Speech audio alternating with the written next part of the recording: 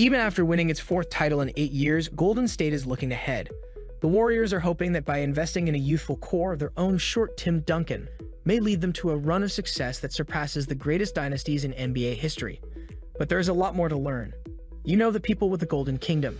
The Warriors are clearly on top. This offseason causes a large number of global titles to emerge from the 2022 NBA season, and when something like this happens, there are some unforeseen consequences. It also appears to happen to nearly every NBA team. There will always be, no matter how much success you accomplish. Their downsides are the background issues that eventually make their way into the limelight and become the first warriors of the wage ceiling anomalies that everyone seems to be talking about. Jonathan Kuminga, one of his young emerging stars, has certainly captured the spotlight. So let's take a look at Jonathan Kuminga sending a clear message to the Golden State Warriors. In case you somehow missed it, Kuminga's attitude toward the game of basketball, as well as his level of discipline, have supposedly been questioned during his offseason. And with regard to all of this, one is unquestionably something we should talk about in more detail in a second. Ever since this situation started to get out of hand, Kuminga himself has given an oblique answer, which, let me just say, is unquestionably not going unnoticed. The entire young core of the Golden State Warriors is without a doubt the most talented. In light of everything, including his God-given talent and natural athleticism, it makes sense to put him side by side with players like Moody and James Wiseman, even though we haven't seen much of either one of them in terms of regular NBA playing time. A standout among the others, Kuminga is undoubtedly, even if we were to assume that Kuminga constantly performed at the top of his game during the entire previous season. For Kuminga, finding consistent minutes in this rotation of a championship-caliber group would have been and undoubtedly have been a chore.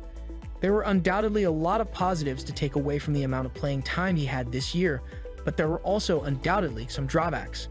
And to begin with the positive, as we have mentioned in passing regarding his athletic prowess, if he can further develop in other areas, this alone might make him one of the league's most versatile players on both sides of the ball.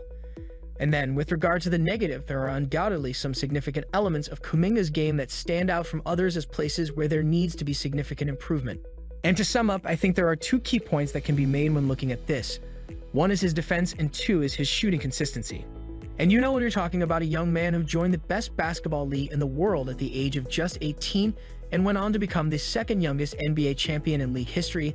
There will always be opportunity for development, but with the issues we're focusing on specifically, it appears like all it will take is a little effort and commitment to your job to see results. And this is where, according to rumors, Kuminga's problems continue.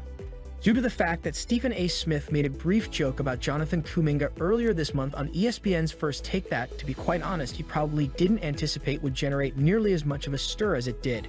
And in a portion where the focus was on how teams could unseat the Golden State Warriors in the upcoming season, Stephen has said, "I'm worried about Kuminga. I'm hearing too many things about him off the court in terms of his head, the level of discipline he lacks, some of his foolishness.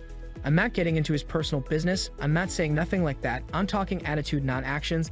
I'm saying the attitude, the level of focus, commitment, determination, just putting your head down and doing the work. I'm hearing that he's shortchanging the Warriors in that regard, and he's got to get his act together." I'll be honest with you, after hearing this, I was utterly taken aback for a variety of reasons. And the most important of these just being, where could this rumor have been originated? Because, in my opinion, most people would say that Kuminga made the most of his opportunity during his rookie campaign and displayed a lot of promise at the same time when asked to evaluate Kuminga's campaign in general. And aside from some remarks made in the past by some older Kuminga players, with Draymond Green serving as an example of how they believe he should occasionally be more interested when he plays, nothing at all seems to indicate that Kuminga would be affected in any way. Golden State is being underserved, to paraphrase. Apart from what appeared to be a subtle Instagram jab at Stephen A. Smith for making this entire concept popular over the past several weeks, the posts seemed to be entirely neutral. Kuminga was really able to provide a brief report to the world on his current projects and his progress, for the sake of others who might have overlooked this as well.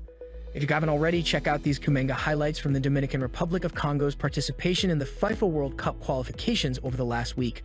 Aside from his still relatively young age, it provides you an interesting look at him. He serves as the national team's de facto captain. And while it's clear that you could delve into a variety of different aspects of his game based on what we know about the stat lines he produced throughout these contests, etc., one thing in particular stuck out to me more than the others, and it has to do with his improved outside shooting confidence as well as the general appearance of his jump shot.